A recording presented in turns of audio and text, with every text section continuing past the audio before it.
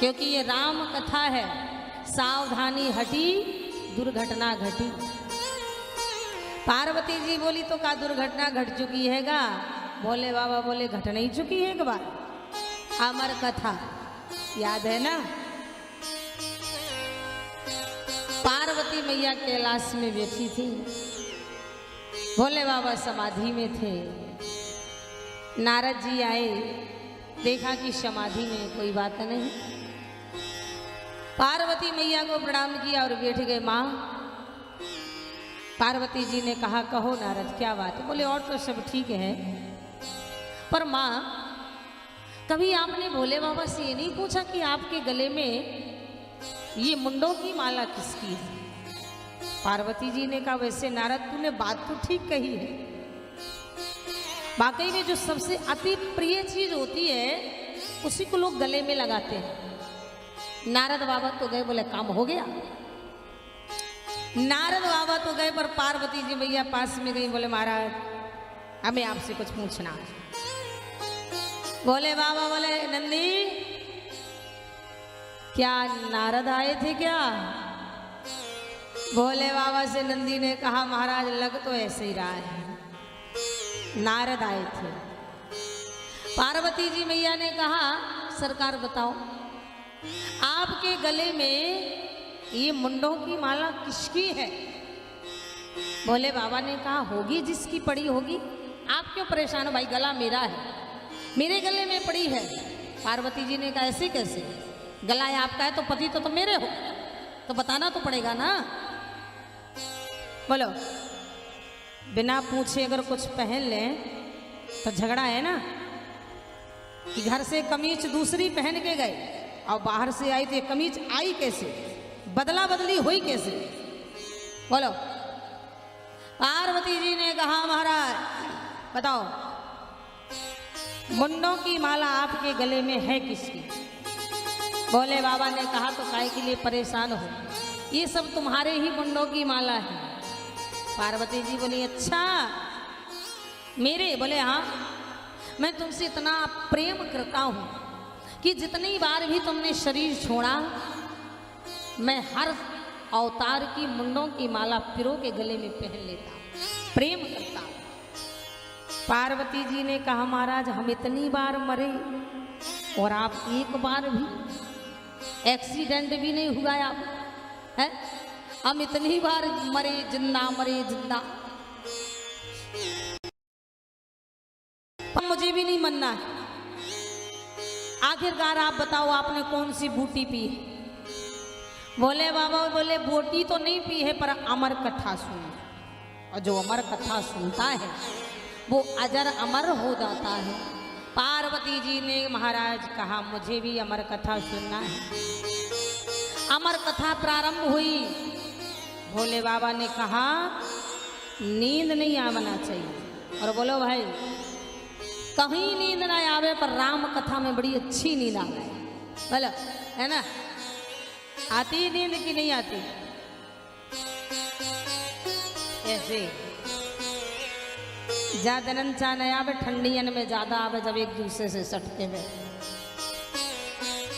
पार्वती मैया और कथावाचक का तब मन लगता है जब सामने बैठा श्रोता चाहे भले ही मुंडी हिलात रहा है। भोले बाबा बोले हूँ बोलना, हम कथा सुना।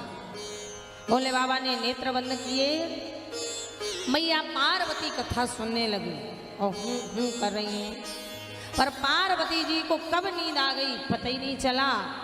और उसी गुफा में एक सुख का अंडा रखा था। सुख तो जोड़ा भाग गया, सुख का अंडा रखा था। कब सुख का अंडा फूटा और कब मैया पार्वती की गोदी में आया। पार्वती तो गई सो और सुख का बच्चा कर रहा हूँ। और जो ही कथा का जयकारा लगा पार्वती जगी। भोले बाबा ने आंखें खोली, क्या आप सो गई थी? बोले हाँ महाराज। तो ये हूँ कौन कह रहा था? देखा तो मैया पार्वती के आंचल में छोटा सा तोती का बच्चा बैठा है। भोले बाबा ने कहा राम कथा सुनना कोई अपराध नहीं है, पर बिना अधिकार छुप के आंचल में।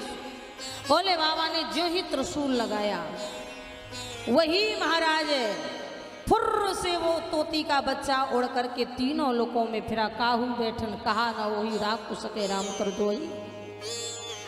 जैसे ही हरिद्वार पहुंचा, वेद व्यास की धर्म पत्नी अपने आश्रम में खड़ी जिम्हाई ले रही थी, और ज्यों ही जिम्हाई लिया, मुंह खुला, तोती का बच्चा अंदर प्रवेश कर गया।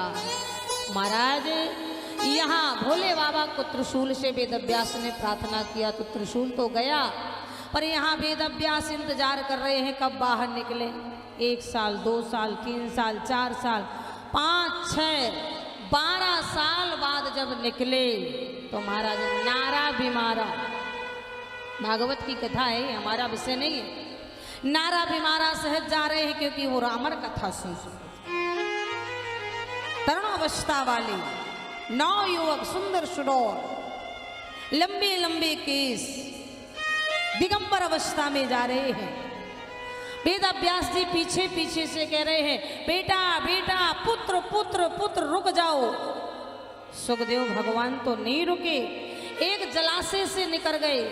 नारियां स्नान कर रही थी, और जैसे ही सुखदेव भगवान के पीछे वेद व्यास गए, जलाशय में से नारियों ने झट बाहर निकल के कपड़े पहन के खड़ी हो गई। वेद व्यास जी ने कहा, अरे निर्लज्जो, तरुणावस्था वाला 9 युवक, सुंदर सुडौल, बड़ा सुंदर मेरा बेटा 16 वर्षीय सामने से निकल गया, तुमने कपड़ा नहीं पहने, लज्जा शर्म नहीं आई, और जिनकी आंखों में दिखाई नहीं देता है, बूढ़ा हो गया हूं, 80 साल का हो गया हूं, मुझे देख के कपड़े पहन रही हो। नारियों ने कहा, क्षमा करना गुरुदेव, आपका जब बेटा निकला तो उसे ये भी पता नहीं था कि इस जलाशय में नारियां स्नान कर रही कि भैंसें लोग, उसे ये भी पता नहीं था कि इसमें नारियां स्नान कर रही कि भैंसें स्नान कर रही हैं, और आपको ये पता है कि हम नारियां हैं। उसे नर पुरुष में कोई भान नहीं है, वो परम हंस है। तब वेद व्यास को ज्ञान हुआ कि मेरा बेटा परमहंस है, मेरा बेटा महाराज, उसको आत्मा का बोध है, वापिस लौट आए।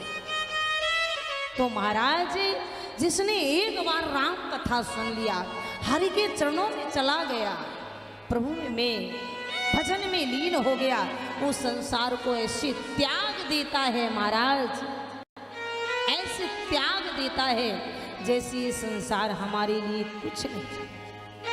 आए कथा में वही भोले बाबा मैया पार्वती को कथा सुना रहे हैं। पार्वती पहला कारण भगवान के जन्म का, तो महाराज आज द्वारपाल, तुमने पूछा ना, निर्गुण ब्रह्म सगुण बपदाहर, तो द्वारपाल हरि के प्रिय दो,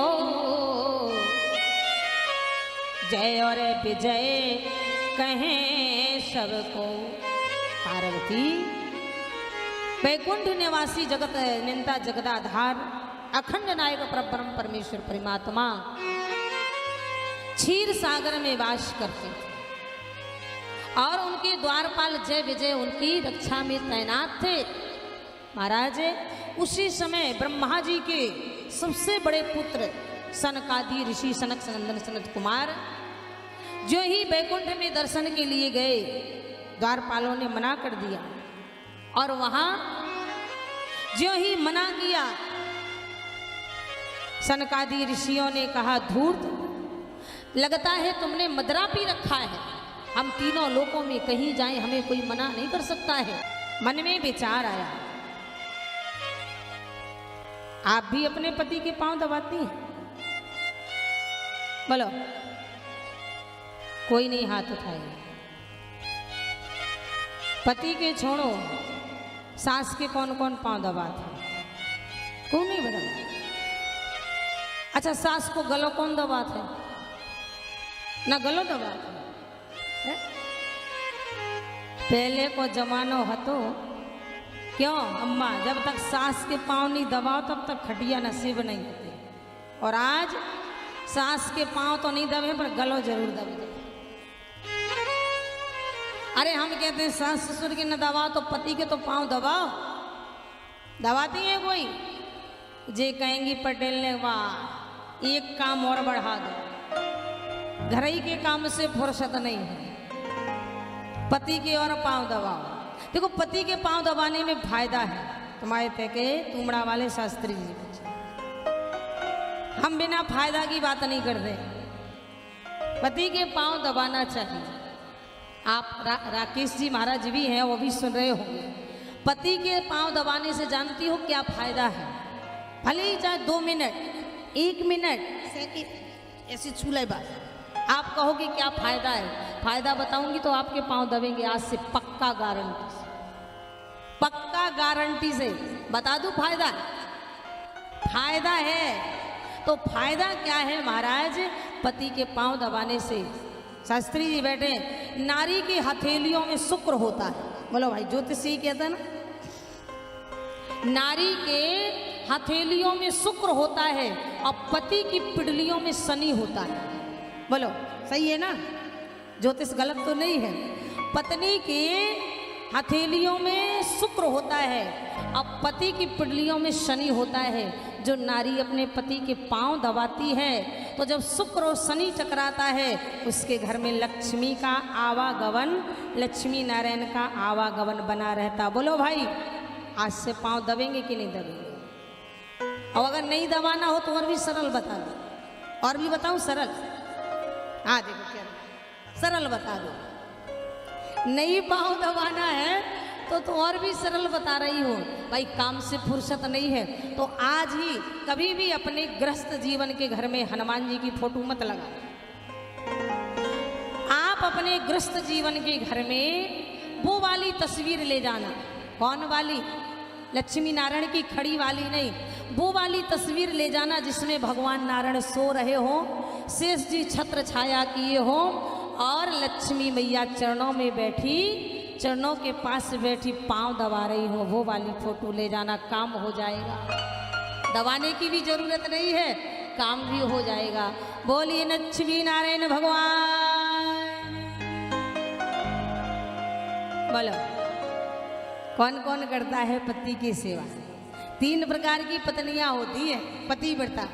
पहली तो वो होती है शास्त्री जी, देखो तुम्हारे क्षेत्र की बात है। पहली तो वो होती है पति को कहना नहीं पड़ता है, कपड़े धुल गए, प्रेस हो गए, सारा काम फटाफट। पहले नंबर की पतिव्रता नारी। और दूसरे नंबर की पति बोला अजी सुन रही हो क्या है? ऐसे अरे मेरो कुर्ती पैजामा जे कपड़े मेरे गंदे हो गए, नेक ने तन गए, सर्फ डाल के धो दी के मुझे तो बड़ा बढ़िया से फुर्सत नहीं है, घर के काम से फुर्सत तुम अपनी लगाया